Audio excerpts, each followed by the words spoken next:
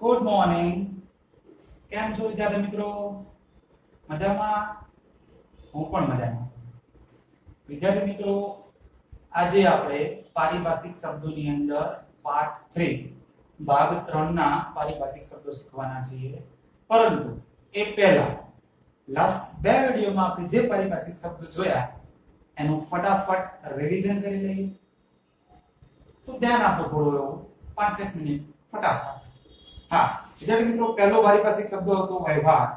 જ્યારે બે કે તેથી વધુ વ્યક્તિઓ વચ્ચે થતી લેવડ-દેવડ એને કહેવાય વ્યવહાર. નંબર 2 માં ધંધાકીય વ્યવહાર. બે કે તેથી વધારે વ્યક્તિઓ વચ્ચે ધંધા માટેની જે વસ્તુ અને સેવા છે એની રોકડેથી કે ઉધાર થતી લેવડ-દેવડને ધંધાકીય વ્યવહાર કહે. ત્યાર પછી હતો રોકડ ધંધાકીય વ્યવહાર. તો કે જે ધંધાકીય વ્યવહારમાં રોકડની લેવડ-દેવડ થતી હોય એવા વ્યવહારને રોકડ ધંધાકીય વ્યવહાર કહે. ત્યાર પછી 4 નંબર ઉધાર ધંધાકીય વ્યવહાર. તો કે જે ધંધાકીય વ્યવહારમાં રોકડની લેવડ-દેવડ થતી ન હોય પરંતુ ભવિષ્યમાં થવાની હોય. ક્યારે? ભવિષ્યમાં. તો એવા ધંધાકીય વ્યવહારને ઉધાર ધંધાકીય વ્યવહાર કહેવામાં આવે. ત્યાર પછી બનાવ, ઘટના. તો કે વ્યવહારમાંથી ઉદ્ભવેલ જે પરિસ્થિતિ છે અથવા તો પરિસ્થિતિનું પરિણામ એને બનાવ કે ઘટના કહેવામાં આવે. વેપારીએ ગ્રાહકને બનાવ્યો, બરાબર? યાદ આવે ને? હા. પછી મૂડી, જેનું બીજું નામ હતું ચોખ્ખી મિલકત કે ચોખ્ખું મૂલ્ય. જ્યારે ધંધાનો માલિક ધંધો શરૂ કરવા માટે રોકડ, માલ કે મિલકત લાવે છે તો તેને મૂડી કહેવામાં આવે. બીજું પણ કઈ જુદું આપણે કઈ ધંધાના માલિકે ધંધાની અંદર જે વસ્તુનું રોકાણ કર્યું છે એ રોકાણને મૂડી કહેવામાં આવે. ત્યાર પછી ઉપાડ. ઉપાડ બોલે તો ધંધાનો માલિક ધંધામાંથી પોતાના અંગત વપરાશ, બોલે તો ઘર વપરાશ માટે જે રોકડ, માલ, મિલકત લઈ જાય છે તો એને ઉપાડ કહેવામાં આવે છે. મૂડીની અંદર રોકડ, માલ, મિલકત ધંધામાં લાવે છે, જ્યારે ઉપાડની અંદર રોકડ, માલ, મિલકત ધંધામાંથી લઈ જાય છે. તો આ બંને વસ્તુનો તફાવત છે. પછી 8 નંબર માલની વાત કરી હતી કે વેપારી જે વસ્તુનો વેપાર કરે છે તે વસ્તુને ધંધાનો માલ કહેવામાં આવે. ત્યાર પછી 9 નંબરમાં ખરીદી. વેપારી જે વસ્તુનો વેપાર કરે છે તે વસ્તુ રોકડેથી કે ઉધાર ધંધામાં લાવે તો એને ખરીદી કહેવામાં આવે. ત્યાર પછી ખરીદ પરત, કે ખરીદેલ કોઈ માલ જે છે એ કોઈ પણ કારણોસર આપણે પાછો આપીએ તો એને ખરીદ પરત કહેવામાં આવે છે. ફરીથી ખરીદ પરત કોને કહેવાય? ખરીદેલ માલ કોઈ પણ કારણોસર પાછો આપીએ તો એને ખરીદ પરત કહેવામાં આવે છે. એ પછી નુકસાની વાળો હોય કે પછી આપણે કપડાની વાત કરી હતી, કપડામાં કોઈ ચીન ખરાબ હોય કે બટન તૂટેલું હોય કે પછી સાઈઝ થતી ન હોય, ઇન શોર્ટ કોઈ પણ કારણોસર પાછો આપીએ તો એ આપણું ખરીદ પરત છે. ત્યાર પછી 11 નંબર વેચાણની વાત કરી હતી કે વેપારી જે વસ્તુનો વેપાર કરે છે એ વસ્તુ જ્યારે ગ્રાહકને વેચે છે તો એને હિસાબી પદ્ધતિમાં વેચાણ કહેવામાં આવે. ત્યાર પછી વેચાણ પરત. આપણે જે ગ્રાહકને માલ વેચ્યો છે એ વેચેલ માલ કોઈ પણ કારણોસર પરત આવે, પાછો આવે તો એને વેચાણ પરત કહેવામાં આવે છે. વિદ્યાર્થી મિત્રો, ખરીદ પરત અને વેચાણ પરત બંને વસ્તુ અલગ છે, ધ્યાન રાખજો. ખરીદેલો માલ હોય એ આપણે પાછો આપીએ તો એને ખરીદ પરત કહેવાય, અને આપણે જે ગ્રાહકને માલ વેચ્યો છે એ વેચેલો માલ પાછો આવે તો એને વેચાણ પરત કહેવામાં આવે. 13 નંબર આખર સ્ટોકની પણ વાત કરી હતી, જેને માલ સ્ટોક કીધું હતું કે હિસાબી વર્ષના અંતે છેવટે જે માલ ધંધામાં વધ્યો છે તો એ છેવટે વધેલ માલને માલ સ્ટોક કહે છે, અને એની જે કિંમત હોય એને આખર સ્ટોક કહેવામાં આવે. હિસાબી વર્ષના અંતે છેવટે વધેલ માલ બોલે તો માલ સ્ટોક. અને એ જે આખર સ્ટોક છે એ પણ આપણે કીધું તો યાદ રાખજો બરાબર ખાસ. આખર સ્ટોક બીજા વર્ષની શરૂઆતનો સ્ટોક ગણાય છે. ત્યાર પછી પડતર, એની પણ વાત કરી હતી આપણે કે તમારે પેનની વાત કરી હતી, યાદ આવે છે? પેન તૈયાર કરવાની વાત કરી હતી. હા, સરસ. આવું યાદ રાખવાનું ઉદાહરણ કે કોઈ પણ વસ્તુ તૈયાર કરવા માટે થતા ખર્ચનો સરવાળો એને કહેવાય પડતર. તમારે કોઈ પણ ગમે તે વસ્તુ બનાવવી હોય, એ વસ્તુ બનાવવા માટે તમે જે ખર્ચો કરો છો એ બધાનો સરવાળો એને કહેવાય પડતર. તો આટલા 14 પારિભાષિક શબ્દો વિદ્યાર્થી મિત્રો આપણે જોયા હતા. હવે આજે આપણે આગળ વધીએ ભાગ 3 ની અંદર. બીજા અમુક એવા પારિભાષિક શબ્દો લેવાના છે જેની અંદર હું એક શબ્દ અહીંયા આગળ લખું છું.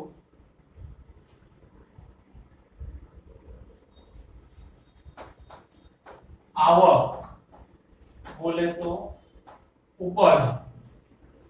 આવકનું બીજું નામ જ છે ઉપજ. વિદ્યાર્થી મિત્રો તમને ખબર જ છે આવક શું છે, પણ થોડી આપણે વ્યાખ્યાનાર્થમાં સમજવાનું છે કે ધંધાનો જે માલિક છે એ ધંધામાંથી કોઈ પણ વસ્તુ ગ્રાહકને વેચે છે. ધંધાનો માલ જે પણ ગ્રાહકને વેચે, કોઈ પણ વ્યક્તિને વેચે, તો એને બદલામાં જે રૂપિયા મળે તો એને ધંધાની શું થઈ કહેવાય? આવક થઈ કહેવાય વિદ્યાર્થી મિત્રો. અથવા તો જેને આપણે ઉપજ પણ કહીએ છીએ. હવે જરૂરી નથી કે ખાલી માલ જ વેચે, એ રીતે ક્યારેક ધંધાની મિલકત પણ વેચે તો એના રૂપિયા આયા હોય તો એને પણ આવક જ કહેવાય. બરોબર? આપણે તો આ વસ્તુ આવક છે. વિદ્યાર્થી મિત્રો યાદ રાખજો, આવક કોને કહેવાય? તો 3 વસ્તુ યાદ રાખવાની છે. જ્યારે ધંધાને માલ, મિલકત કે સેવા, 3 વસ્તુ યાદ રાખો. માલ, મિલકત કે સેવા, આ 3 નું વેચાણ કરવાથી જે રૂપિયા મળે એને આવક કહેવામાં આવે છે, જેનું બીજું નામ ઉપજ પણ છે. બોલો વિદ્યાર્થી મિત્રો, આવકની વ્યાખ્યા આપણે ફરી ધ્યાન રાખો. ધંધાને માલ, મિલકત કે સેવા નું વેચાણ કરવાથી જે રૂપિયા મળે એને આવક કહેવામાં આવે છે. તો આવકની વ્યાખ્યા તમને આવડી ગઈ હશે. હું અહીંયા લખતો નથી, કારણ કે આવકના 2 ભાગ પાડવામાં આવે છે. અહીંયા પણ હું 2 ભાગ પાડું પણ છું જેથી તમે સરળતાથી સમજી શકો. એક બાજુ છે મહેસૂલી આવક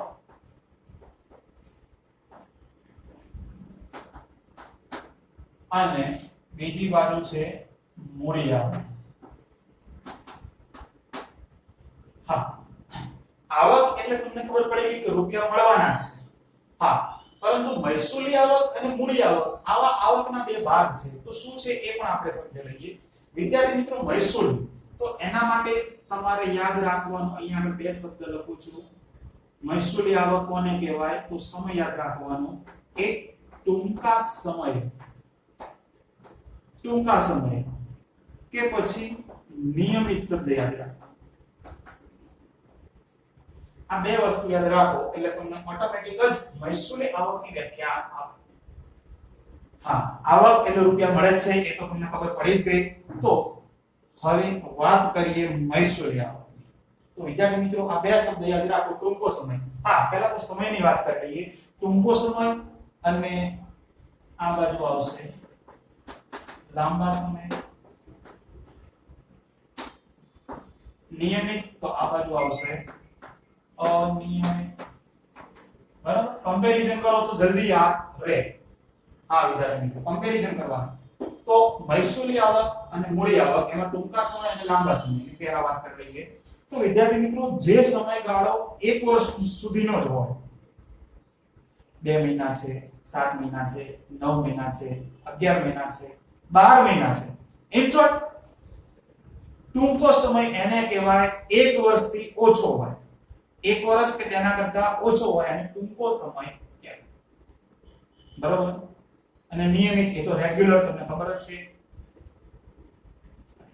હા, અને લાંબો સમય 1 વર્ષથી વધારાનો સમય હોય, 1.5 વર્ષ હોય, 2 વર્ષ હોય, 5 વર્ષ, 10 વર્ષ, 20 વર્ષ, 50 વર્ષ, તો આવો જે સમય છે એને લાંબો સમય કહેવાય. કોમર્સ ની અંદર આયા છો તો યાદ રાખજો, ટૂંકો સમય બોલે તો 1 વર્ષ કે તેના કરતા ઓછો, અને લાંબો સમય એટલે 1 વર્ષથી વધારે. આ 2 વસ્તુનો તફાવત ખાસ યાદ રાખજો. તો હવે વાત કરીએ વ્યાખ્યાની. તો મહેસૂલી આવક કોને કહેવાય? તો કે જે આવક ધંધાને ટૂંકા સમયે કે નિયમિત રીતે મળતી હોય તો એ આવકને મહેસૂલી આવક કહેવામાં આવે છે. આપણે વિદ્યાર્થી મિત્રો ફરી ધ્યાન રાખજો, જે આવક ધંધાને ટૂંકા સમયે કે નિયમિત રીતે મળતી હોય તો તેવી આવકને મહેસૂલી આવક કહેવામાં આવે છે. એકદમ બરાબર. ટૂંકા સમય વેપારી જે છે એ ગ્રાહકને માલનું વેચાણ કરે, રૂપિયા તરત મળવાના, તો એ કેવી આવક થઈ કહેવાય? મહેસૂલી આવક. આવડે? નિયમિત રીતની વાત કરીએ, નિયમિત આવકની, તો જે આવક વેપારીને કે ધંધાને નિયમિત મળે છે, જેમ કે ક્યાંક કોઈ જગ્યાએ ઇન્વેસ્ટમેન્ટ કર્યું હોય, કોઈ કંપનીના શેરમાં રોકાણ કર્યું છે, કોઈ કંપનીના ડિવેન્ચરની અંદર રોકાણ કર્યું છે, અથવા તો કોઈને રૂપિયા વ્યાજમાં આપ્યા છે, તો આ બધા સંસ્થા છે કે વ્યક્તિઓ છે, એમની પાસેથી આવક તમને દર મહિને મળવાની. શેર હોય અથવા તો બેંકમાં એફડી કરાવી છે તો એનું જે વ્યાજ છે એ તમે એફડી 12 મહિનાની હશે તો 12 મહિને વ્યાજ મળતું હશે તો 12 મહિને તમને મળવાનું જ છે. 6 મહિને વ્યાજ મળતું હશે તો 6 મહિને મળવાનું જ છે. તમે મહિનાની પોલિસી કરાવી હોય તો દર મહિને આવક વ્યાજ મળતું હોય તો તમને વ્યાજ મળવાનું જ છે. પણ એને શું કહેવાય? નિયમિત આવક. તો ઇન શોર્ટ તમારે બે વસ્તુ યાદ રાખવાની. હવે તમે સમજી ગયા છો કે જે આવક ધંધાને ટૂંકા સમય મળે કે પછી નિયમિત રીતે મળતી હોય, આ બંનેને મહેસૂલી આવક કહેવામાં આવે. વાત કરીએ આ બાજુ મૂડી આવકની, તો હવે તો આ તો ઓટોમેટિક જ આવડે ને વ્યાખ્યા. તો આવડે ન આવડે વિચાર છે, વાંધો નહીં પછી વિચાર. બરાબર? ઓકે. હા, મૂડી આવક કે જે આવક ધંધાને લાંબા સમયે કે અનિયમિત રીતે મળતી હોય તો એવી આવકને મૂડી આવક કહેવામાં આવે છે. ફરી બોલું છું વિદ્યાર્થી મિત્રો કે જે આવક ધંધાને લાંબા સમયે કે અનિયમિત રીતે મળતી હોય તો તેવી આવકને મૂડી આવક કહેવામાં આવે છે. લાંબા સમય કઈ નક્કી નથી, અનિયમિત છે. જેમ કે તમારા ધંધાની અંદર કોઈ મિલકત છે, એ મિલકત તમને જૂની થઈ ગઈ છે, વેચી દેવી છે, વેચી દો, વાંધો નહીં, ચલો રૂપિયા મળવાના. હા, તો આવક થઈ ગયેલી વસ્તુ તો એ તો કે રૂપિયા મળે એટલે આવક જ કહેવાય. અને બીજી વસ્તુ, જમીન ક્યારે વેચો તમે? આજ કરી કાલ વેચવાની? એવું શક્ય છે નહીં. એ જમીનનો જ્યારે ભાવ વધતો હશે ત્યારે જ તમે વેચવાના છો. અને બીજી વસ્તુ અનિયમિત છે, તમે ક્યારે વેચશો એ કઈ નક્કી છે નહીં. બરાબર? તો ખાસ ધ્યાન રાખજો.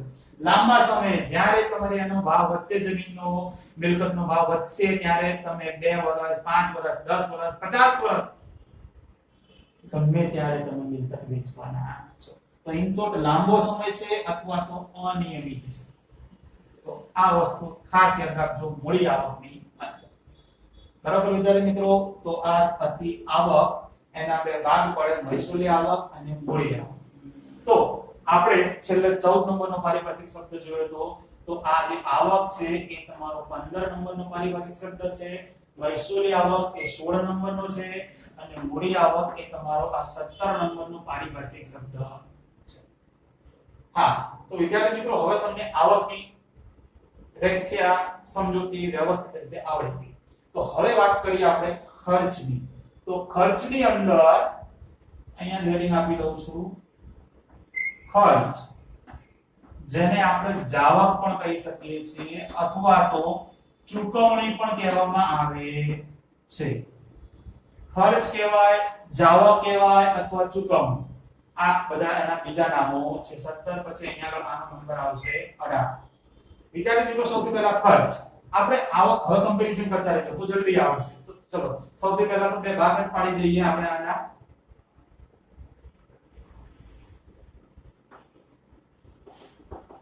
જે રીતે અહીંયા આવકના બે ભાગ પડ્યા એ જ રીતે આપણે ખર્ચના પણ બે ભાગ પાડી દઈએ.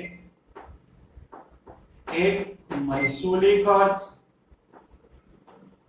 અને બીજી બાજુ આ મૂડી ખર્ચ.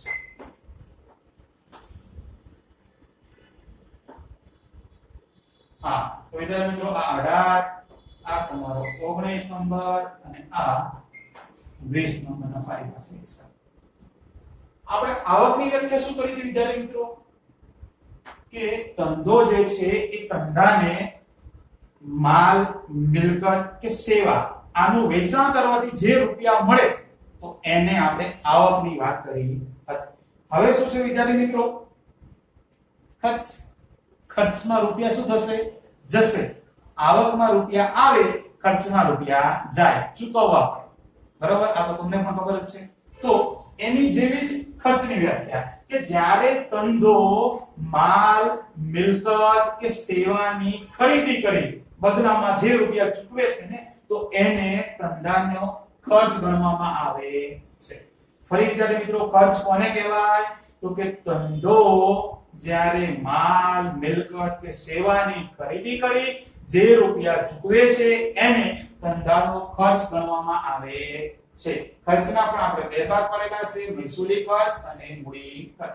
તો હવે તમને આ આવડ્યું હોય તો આ તો ઓટોમેટિક જ આવડવાનું છે ને. જ્યાં પણ મહેસૂલી શબ્દ આવે ત્યારે તમારે આ બે વસ્તુ યાદ રાખવાની, એક ટૂંકા સમયે અને બીજું નિયમિત રીતે. એ જ રીતે અહીંયા પણ જ્યારે પણ મૂડી શબ્દ આવે ત્યારે ખર્ચની વાત છે કે આવકની વાત છે, ત્યારે સમય એની વ્યાખ્યા કરવી હોય આ મૂડી ખર્ચ કે મૂડી આવકની, ત્યારે તમારે આ બે વસ્તુ યાદ રાખવાની, એક આ લાંબા સમયે કે પછી અનિયમિત. લ્યો આ વસ્તુ યાદ રાખો એટલે ફટ બંનેની વ્યાખ્યા આવડી જાય. ખર્ચ. ખર્ચની અંદર તમારે રૂપિયા જે છે એ ચૂકવવાના છે. તો વાત કરીએ મહેસૂલી ખર્ચની, તો જે ખર્ચ ધંધાએ ટૂંકા સમયે કે નિયમિત રીતે કરવો પડતો હોય તો એવા ખર્ચને મહેસૂલી ખર્ચ કહેવામાં આવે. જે ખર્ચ ધંધાએ ટૂંકા સમયે કે નિયમિત રીતે કરવો પડતો હોય તો એવા ખર્ચને મહેસૂલી ખર્ચ ગણવામાં આવે છે. વાત કરીએ ટૂંકા સમયની, એ તો ખબર પડી જ ગઈ તમને કે ટૂંકો સમય બોલે તો 1 વર્ષ કે તેના કરતા ઓછો. તો ધંધાની અંદર એવા કયા ખર્ચા છે કે જે તમારે રોજબરોજ કરવા પડતા હોય, ટૂંકા સમય કરવા પડતા હોય, 1 વર્ષની અંદર કરવા પડતા હોય અથવા તો નિયમિત રીતે કરવા પડતા હોય? આવડે છે તમને? આવડે છે કે નહીં? વિચાર નો વિચારો તો અહીંયા ધ્યાન આપો. હા, તો જેમ કે ટૂંકા ચા પાણી, ધંધાની અંદર ચા પાણી કરતા હોય તમે, ચા પાણી નાસ્તા, તો એક ટૂંકો સમય થયો અથવા તો રોજબરોજ થયું કેમ? ચા પાણી નાસ્તા તમે રોજબરોજ કરવાના છો તો એક ખર્ચ એને મહેસૂલી ખર્ચ કહેવાય. વાત કરીએ નિયમિત ખર્ચની, જેમ કે ધંધાની અંદર તમે કોઈ કર્મચારી રાખેલો હોય તો એને પગાર ચૂકવવો પડે, તો દર મહિને તમારે પગાર ચૂકવવો જ પડશે. વાત કરીએ બીજું કે વીજળી બિલ, ઇલેક્ટ્રિક બિલ, તો એ રેગ્યુલર જ છે કે દર મહિને અથવા તો 2 મહિને આવતું હોય તો 2 મહિને એ તમારે ચૂકવવું જ પડવાનું છે, બિલ ભરવું જ પડવાનું છે. તો ઇન શોર્ટ એ ખર્ચા બધા કેવા છે? નિયમિત. તો એવા બધા ખર્ચા કે જે ટૂંકા સમયે થતા હોય કે નિયમિત રીતે થતા હોય આવા ખર્ચાને મહેસૂલી ખર્ચ તરીકે ઓળખવામાં આવે. આવડે? એ આવડે તો આ બાજુ ઓટોમેટિક આવડે. મૂડી ખર્ચ. મૂડી ખર્ચ વ્યાખ્યા બોલો. આવડે કે ન આવડે? કે જે ખર્ચ ધંધાએ લાંબા સમયે કે અનિયમિત રીતે કરવો પડતો હોય તો એને મૂડી ખર્ચ કહેવામાં આવે. કોને કહેવાય મૂડી ખર્ચ? કે જે ખર્ચ ધંધાએ લાંબા સમયે કે અનિયમિત રીતે કરવો પડતો હોય તો એવા ખર્ચને મૂડી ખર્ચ કહેવામાં આવે. હા, તો હવે એ તો તમને તો ઓટોમેટિક ખબર પડી ગઈ. જેમ કે તમે મિલકત, મૂડી આવક કોને કીધું તું? મિલકતને વેચવાથી રૂપિયા મળ્યા તો એ તમારી મૂડી આવક હતી. પરંતુ હવે તમારે મિલકત ખરીદવાની છે. તમે મિલકત ખરીદો, કોઈ જમીન ખરીદો, કોઈ મકાન ખરીદો તો એના રૂપિયા તમે કે મકાન ને જમીન રોજ ખરીદવાના છો. તમારી પાસે રૂપિયા હશે ત્યારે જ ખરીદવાના છો ને. તો એ સમય કેવો છે? લાંબો સમય. તમે 50 લાખનું મકાન ખરીદ્યું હોય તો કે અઠવાડિયા પછી બીજું કે 50 લાખનું મકાન નથી ખરીદવાના. છે આવું શક્ય? નહીં. તો આવા બધા જે ખર્ચા છે એને મૂડી ખર્ચા ગણવામાં આવે છે. તમે મકાન ખરીદો, યંત્ર ખરીદો તો આવા બધા જ ખર્ચ મિલકતને લગતા બધા જ ખર્ચને મૂડી ખર્ચા ગણવાની આવે છે. હા, તો વિદ્યાર્થી મિત્રો અહીંયા આગળ આપણે આજના બીજા કંઈક અહીંયા આગળ તમે જોઈ શકો છો 3 ને 3 6 પારિભાષિક શબ્દો રેડી થયા, પણ હજુ પણ બે શબ્દો લઈ લઈએ જે તમને આની રિલેટેડ જ છે, આવક અને ખર્ચને રિલેટેડ જ. જેમ કે અહીંયા આગળ લખું છું આ 21 નંબર બોલે તો નફો. આવડે ન આવડે નફાની વ્યાખ્યા જેને આપણે લાભ કહીએ છીએ ધંધાનો. આવડે વ્યાખ્યા નફાની? નો આવડે વાંધો નહીં, સમજાવી દો. માની લો કે કોઈ એવું યંત્ર છે કે કોઈ એવો ધંધાનો માલની વાત કરી, ચલો કોઈ કપડાનો વેપારી છે, એ 5 જોડી કપડા ખરીદે છે 10,000 રૂપિયામાં. 5 જોડી કપડા 10,000 રૂપિયામાં ખરીદ્યા છે. હવે વેપારીની વાત છે, વેપારીએ 10 જોડી કપડા 10 જોડી રાખી, બરોબર? હા, 10 જોડી કપડા ખરીદ્યા છે 10,000 રૂપિયામાં. હવે એ જ કપડા ગ્રાહકને 10 જોડી વારાફરતી વેચે છે અને એના જે રૂપિયા એને મળે છે એ 15,000 રૂપિયા મળે. કપડા કેટલા ખરીદ્યા હતા? 10 જોડી. કેટલા રૂપિયામાં ખરીદ્યા હતા? 10,000 માં. તો એ 10,000 રૂપિયા એ એનો શું છે? ખર્ચો છે. અને ગ્રાહકને વેચ્યા કેટલામાં? વારાફરતી બધાનો સરવાળો કર્યો તો ગ્રાહકને કુલ કેટલામાં વેચ્યા? 15,000 રૂપિયામાં. તો એને જે 15,000 રૂપિયા મળ્યા એ એના ધંધાની શું થઈ કહેવાય? આવક. આવક થઈ 15,000, ખર્ચો થયો 10,000. તો નફો કેટલો થયો ખબર પડે કે ન પડે? બોલો, જે કેટલો નફો થયો કહેવાય? 5,000 રૂપિયાનો નફો થયો. બોલો, ડાયરેક્ટ જ આવડે કે ન આવડે? તમે શું કર્યું? 5,000 કેવી રીતે લાવ્યા? તો કે જે એને આવક થઈ હતી 15,000 ની, એમાંથી તમે 10,000 રૂપિયાનો જે ખર્ચો હતો એ શું કર્યો? માઈનસ કર્યો, બાદ કર્યો. તો જે તફાવત આવ્યો એને તમે શું કીધું? નફો. તો નફાની વ્યાખ્યા કીધી હોય તો તમને આવડે કે ન આવડે? આવકોમાંથી ખર્ચા શું કર્યા તમે? માઈનસ. તો અહીંયા આગળ આ નફાનું સૂત્ર પણ લખું છું અને વ્યાખ્યા કેવી હોય તો વ્યાખ્યા પણ એ જ છે એની કે અહીંયા આગળ લખું છું કે આ નિયમિત આવકો, અહીંયા નીચે લખું છું માઈનસ નિયમિત જાવકો કે નિયમિત ખર્ચા. તો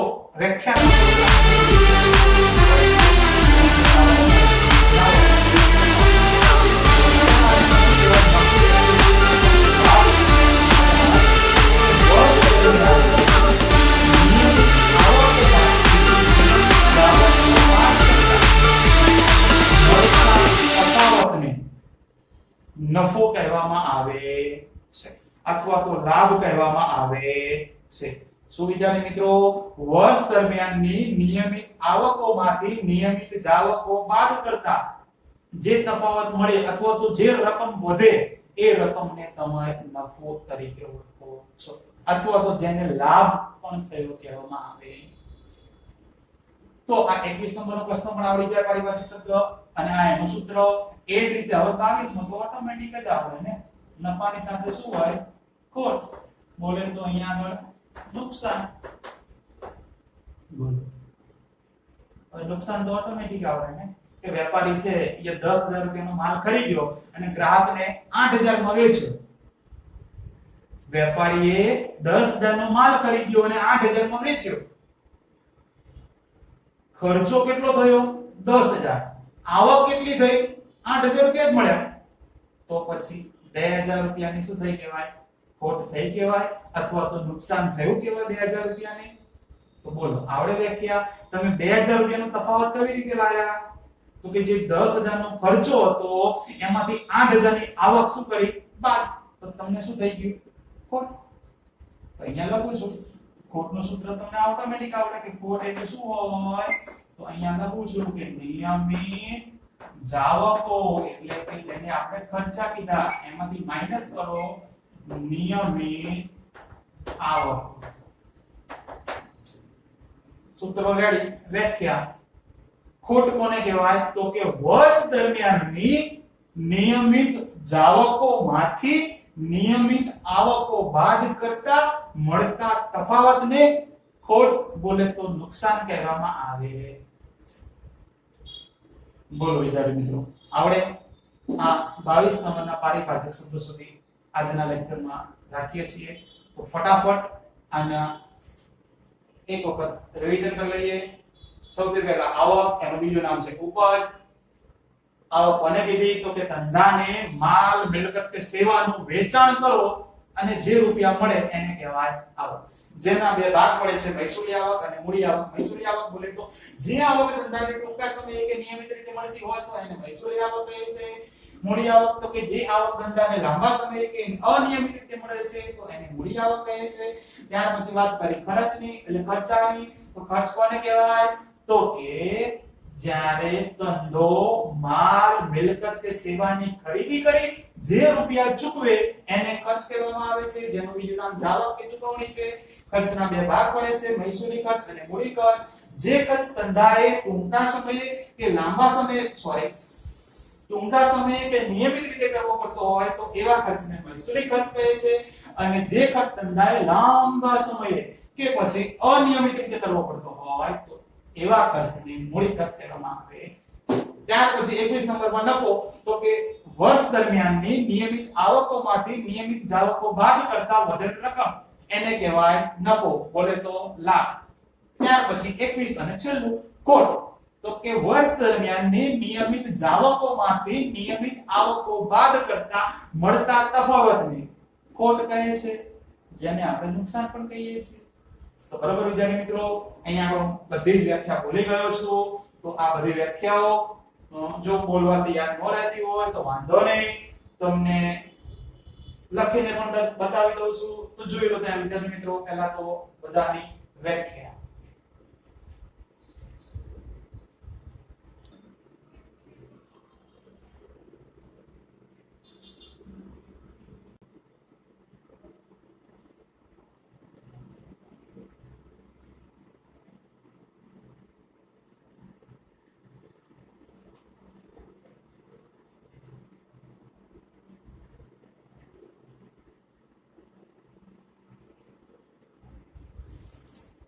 હા, તો વિદ્યાર્થી મિત્રો, તમે બધાએ વ્યાખ્યા જોઈ લીધી હશે. હવે આજનો લેક્ચર અહીંયા આપણે સમાપ્ત કરીએ છીએ. અને જે વ્યાખ્યાઓ છે જે ચાલી છે એ તો તમારે પૂછવાનું હોય જ નહીં, છતાં યાદ અપાવી દો, કદાચ કોઈ ભૂલી ગયા હોય. કેટલી વખત? 2 વખત. બરાબર, લખી અને ખાસ તૈયાર કરતા રહેજો વિદ્યાર્થી મિત્રો, કારણ કે હું એના માટે જ દરેક વિડિયોની અંદર 7 8 વ્યાખ્યાઓ લઉં છું. બધી વ્યાખ્યાઓ એક સાથે લેતો નથી. અને આ આવડશે તો જ પછી તમને આગળ ટપ્પો પડશે, ના કે ટપ્પો ઓછો પડશે.